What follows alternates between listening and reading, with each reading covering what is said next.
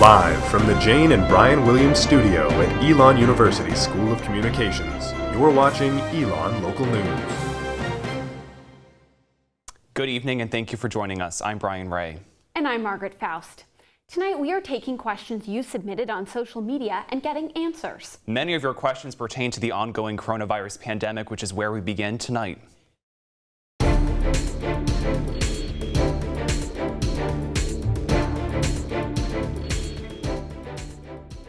There are no new coronavirus cases reported today at Elon.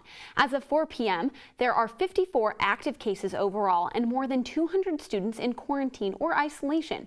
The total number of cases is trending downwards here at Elon, as well as in Alamance County and North Carolina. The lower numbers on campus follow Easter weekend, where a pandemic record of 6 million people went through TSA airport security. While air travel is making a quick comeback, the Centers for Disease Control and Prevention recommend travel only for those fully vaccinated. Today is a day off for the Elon University community. The university typically takes a day after Easter off, even in a non-pandemic year. And as the pandemic continues and vaccinations are set to open to everyone in North Carolina 16 years and older this Wednesday, we have a lot to discuss with university physician Dr. Jeanette Arsenault tonight. Dr. Arsenault, thank you for joining us. My pleasure. So as you just heard, a record number of people have traveled this weekend over the Easter weekend. Are you at all concerned about a surge in cases here on campus, with travel and people gathering for the holiday? The surge will happen. It usually takes place about 2 weeks after the travel. So while it was nice that our numbers are trending down now, they're probably going to go up again later in April. I mean, the recent surge we had is because of travel over the St. Patrick's Day couple of break days. We expect this. So as more people are getting vaccinated, some people are reporting mild symptoms after getting their first and second dose of the vaccines. How do you recommend that people treat these symptoms, and are there anything that people should not do in treating these symptoms? The symptoms, anytime you go for a vaccine, no matter where you go for it, you should actually be given a handout on what to expect from the vaccine, because most people do get some symptoms, particularly after the second dose, or even after the first dose if you've had COVID yourself. If the symptoms you're getting aren't on the sheet or you have any worries, that's when you contact your healthcare provider. The most important thing is don't take Tylenol or ibuprofen before you get the vaccine. There is some suggestion that taking those medications before you're vaccinated may blunt the immune response.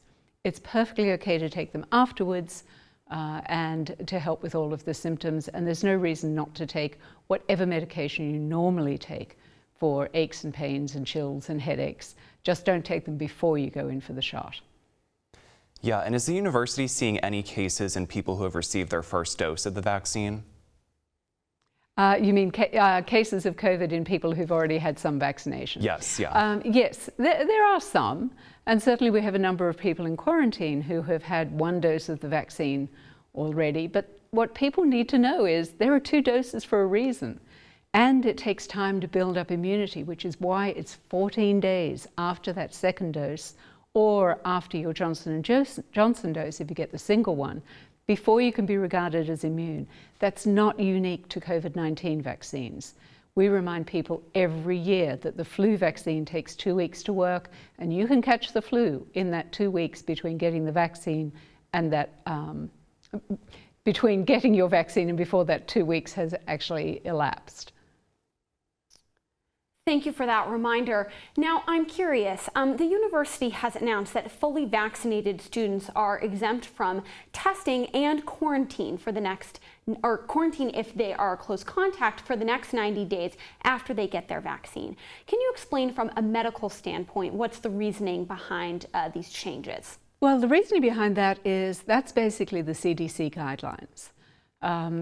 Until last week, the data only showed that immunity lasted for 90 days. We now have good data showing that the Pfizer vaccine certainly will give immunity, pretty decent immunity, for at least 6 months. We know that vaccines aren't perfect. We know that if you're vaccinated, you're not going to die from COVID, and you probably won't end up in hospital. By following the exemptions as outlined by the CDC, it's a way of saying, okay, we know things aren't perfect, but we're working with you to be realistic, and we know that as a student or faculty or staff person, you're getting the vaccine, and you should get some sort of benefit from getting it. Otherwise, what's the point in having the vaccine? And that's why we're following CDC guidelines. Yeah, so we've now been living in this pandemic for more than a year, and some people are concerned about mental health, as one student told us earlier today. Let's take a listen to their question. How all the restrictions that Elon has on the limits of social gatherings and just even classes too is kind of hurting people's mental health. I didn't hear that terribly well, but I think she was talking about the issues with physical distancing and the lack of socialization from that. I will tell you, mental health, the mental health aspect of the pandemic is something that every clinician is worried about, and not just in college students, in everybody. The university is very well aware of the difficulties about physical distancing and having to limit your bubbles. This is another reason why we're strongly recommending that people do get the vaccine. We're not mandating, we're strongly recommending. And the more people who get vaccinated, the sooner we can loosen up some of those restrictions. The sooner we can perhaps have less social distancing. The sooner perhaps bigger gatherings are going to be permitted. Everyone's aware of the problem, but if it's weighing up depression versus death from COVID, it's a tough call. It's a tough call. There is no good answer. Again, we're following general CDC, local health department, and expert guidelines on that. And as more people are getting vaccinated, what do you think the fall semester will look like on campus? I'm sorry, I didn't hear that at all. Sorry, as more people are getting vaccinated, what can we expect the fall semester to look like? Well, the goal for the fall semester would basically do, certainly not back to pre-pandemic, because that we can't predict that everything's going to be fine by then. But I can tell you that the goal for fall semester is a much more normal experience on campus. Hopefully, the amount of physical distancing may be able to be reduced. I'm using a lot of hopefully and maybe here, because this is all up in the air. If we get another surge in 2 weeks that doesn't calm down over the summer, who knows what the fall's going to be like. The planning is for a best case scenario and a what if things are still the same as they are now, if not worse, scenario. One of the beauties of Elon is the ability to pivot at the last minute. So that's why we have two scenarios. Nobody wants to be caught out and surprised either in a positive or a negative way and then have to come up with a plan then. Very true. And from your medical standpoint, do you think students should be required to be vaccinated in the fall? I think the whole issue about requiring vaccines is a difficult one. It's not a yes and no answer. It's particularly difficult with a vaccine that is relatively new and has emergency use authorization. Currently, hospitals are not mandating the vaccine for their staff. I know some universities in the country are planning to mandate the vaccine. I think every university needs to look at their own population, what the risks are for that population, and what the voluntary uptake of the vaccine is. Medically, there's no one answer because every individual is different. And now looking ahead to graduation, what precautions do you think students and family members should take as this very exciting celebration approaches?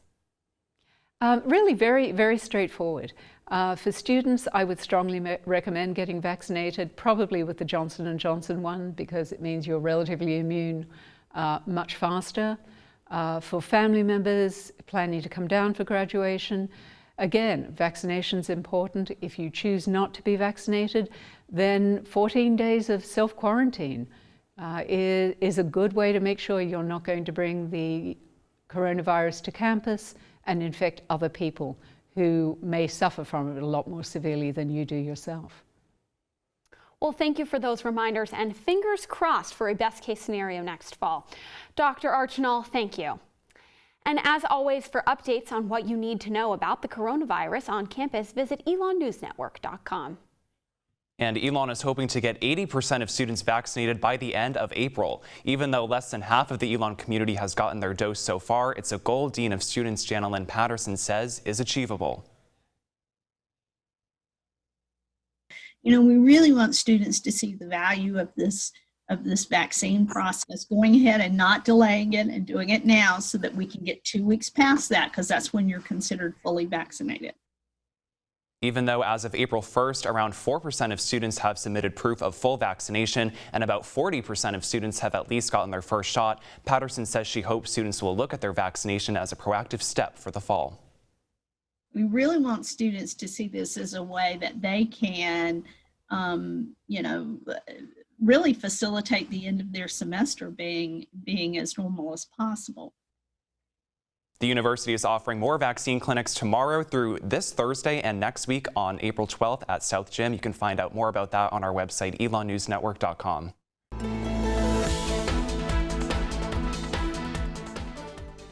As we've previously reported, students are wondering when the gym and pool at Mill Point will reopen. For the first time this school year, the gym at Mill Point is set to open to residents tomorrow. The gym will allow a maximum of 5 people in the facility. No reservations are required, but people using the gym will sign a logbook near the entrance. The pool is expected to open with warmer weather and completed renovations in June.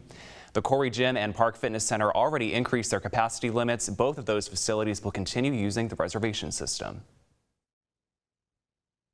Whether you're 10 or 90, everyone likes free money. And with the third round of stimulus checks hitting bank accounts, we're answering the question, do college students qualify for the latest round of government stimulus checks?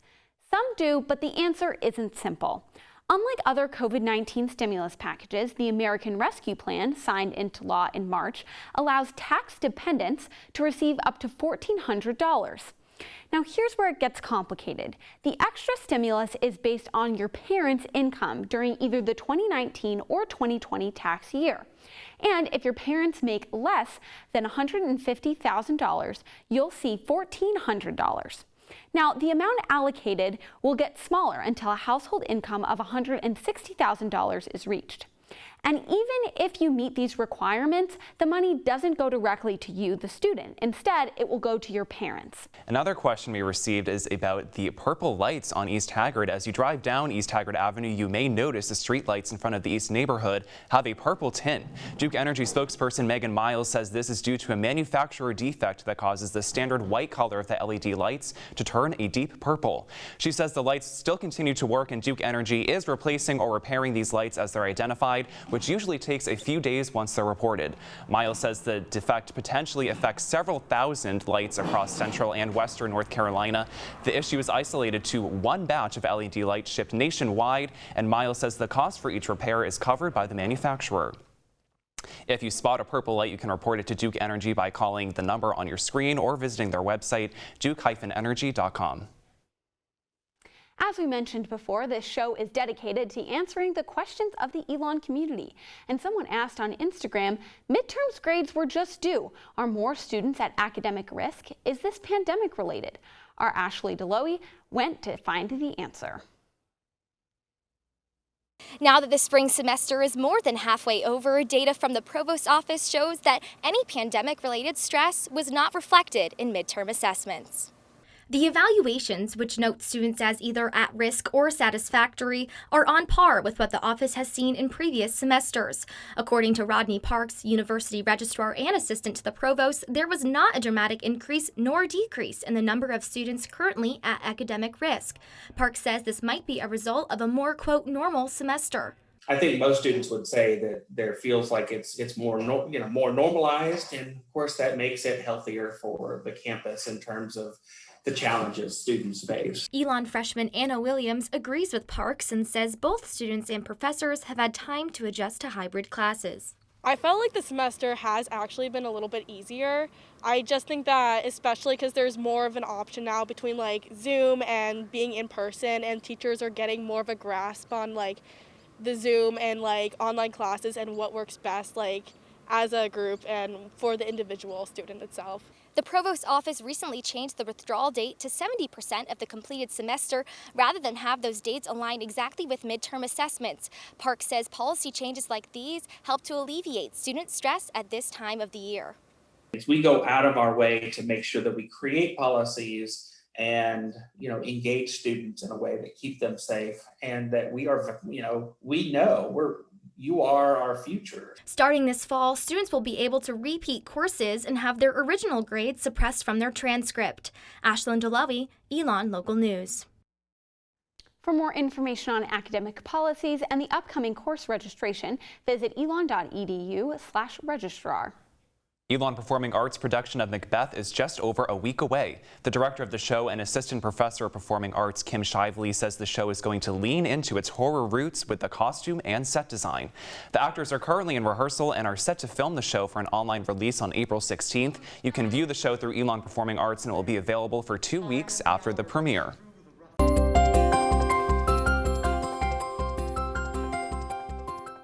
Margaret, it's just a beautiful spring day today, and live on Cetani Plaza is Cailey Cetani. Cailey, hopefully you have some good news for us. How does the rest of this week look? Good evening, and I hope you guys enjoyed your Easter weekend as much as I did. I know I enjoyed the weather. I mean, today has been beautiful with temperatures reaching a high of 80 and a low of 54. Now moving on to our Phoenix 5-day forecast. For this week, prepare for nice warm weather, so bust out the shorts, sunglasses, and suntan lotion.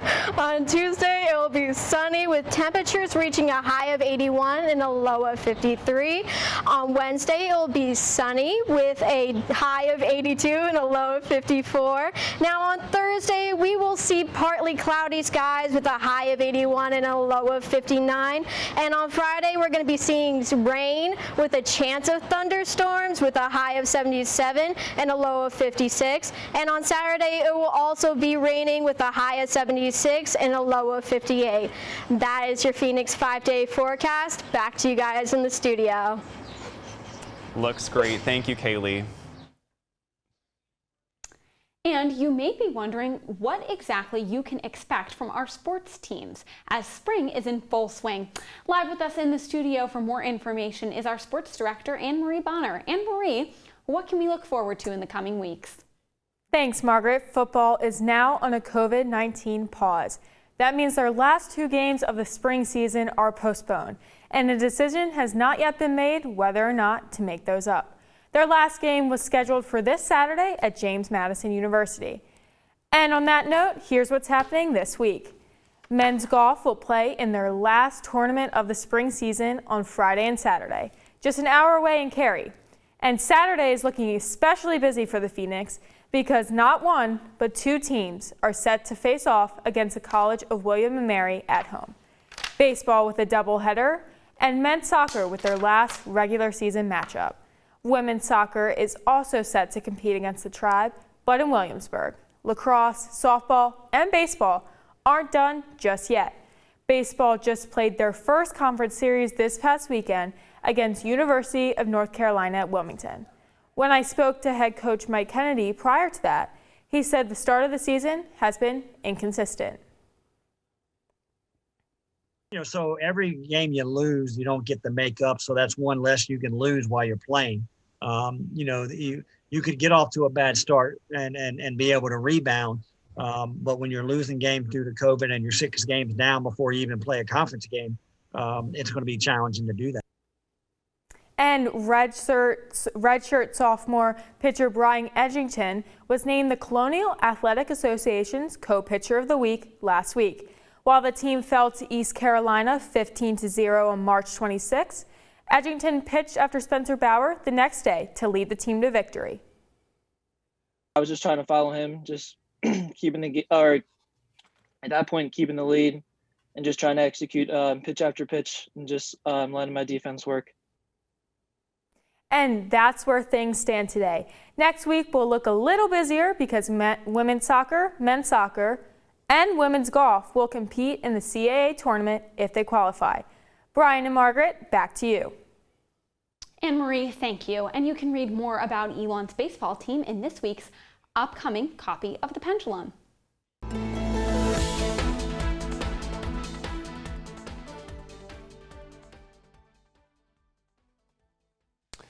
Finally, tonight we have one more question that we wanted to address. This question from Instagram asks, how do I join Elon News Network? This may be our best question yet. While every week you see us on air delivering the news, there's also a big team behind the cameras in the control room and in our newsroom working to put this broadcast together.